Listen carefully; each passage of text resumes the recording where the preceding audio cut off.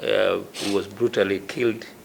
The killing of Dr. Wilfred Olila sparked significant discussions within the medical fraternity about their safety and the public's recognition of the immense dedication required to become a specialist like him. Continue, don't get tired of sensitizing the public how important a healthcare provider is.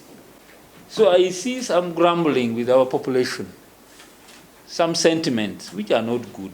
They sort of devalue the role of a healthcare provider, more so a specialist for that matter. We don't have many specialists in Uganda. We have doctors. Speaking to journalists, Dr. James Okello emphasized that this tragic incident has deeply traumatized the medical community and could have severe consequences for the healthcare service in the region. And these killers, they don't know that they could be themselves the patients one day, or their relatives. Members of the UMA Lango sub-region described Dr. Wilfred Olila as an irreplaceable specialist, a mentor, and a source of inspiration for many within the field. And being a former executive member of Lango region, he was our treasurer, and UMA has taken it up. So the burial is going to be UMA-led burial. Dr. Drake Adupa, a senior consultant gynecologist who worked alongside Dr. Olila at the former Lira Hospital, reflected on his late colleague's open and bold character.